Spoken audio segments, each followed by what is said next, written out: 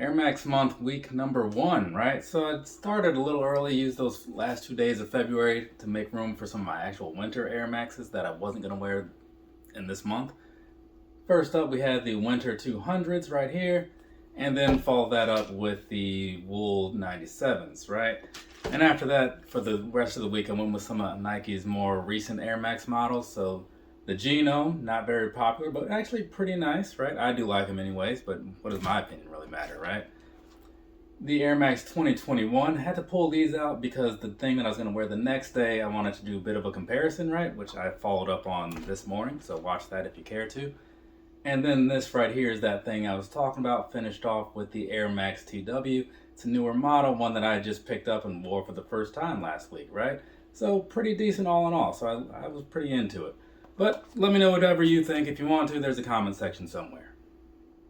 Now this was the first full week of Air Max month, right? And so I decided I was going to stick with a single model through the whole week. And this right here, the Air Max 1, is definitely in my top 5, right? So I went with some of my favorites. This right here is the Ridge Rock, right? And you know, it took a lot of effort to get this one because I missed out on the original wave of releases or whatever, but I did eventually find it somewhere. I want to say Jimmy Jazz, for retail of course, because otherwise I would not have bought it.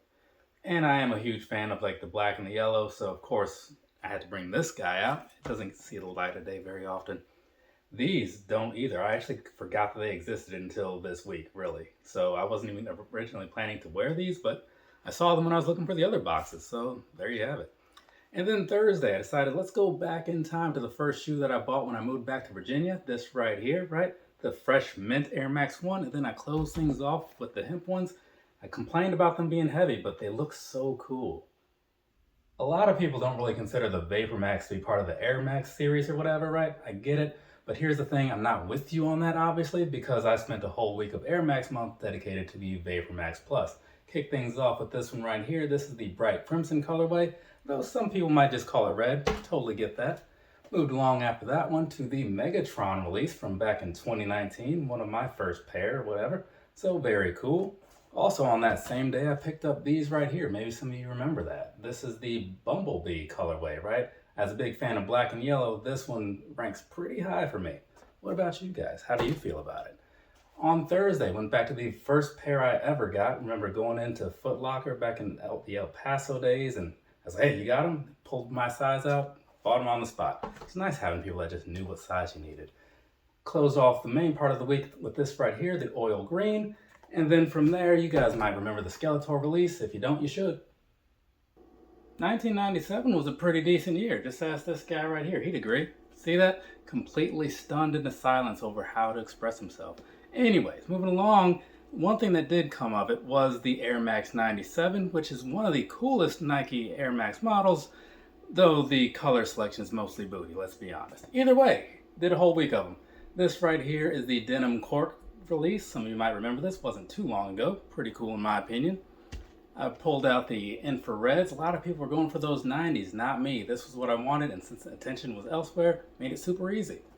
This one over here, you might have missed it. It was a Nike by You release, so that's probably why you missed it. But pretty cool in the same, right? See, there you go. After that, the actual first 97 I ever bought right here in this little peppermint sort of colorway.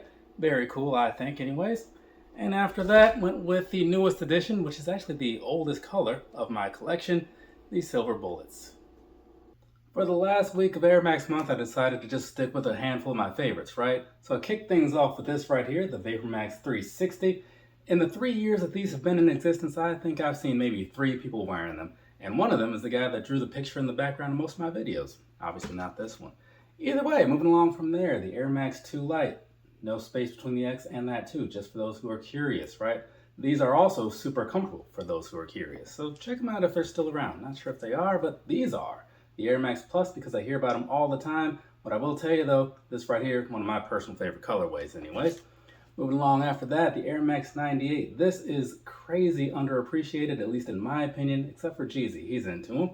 From there, something new for the week, right? At least color-wise. The Vapor Max 2021 in this black and bold. Very cool in my opinion. And throughout the whole month, in case you're wondering about little errands and all that sort of things, the Vapor Max 2 multicolors.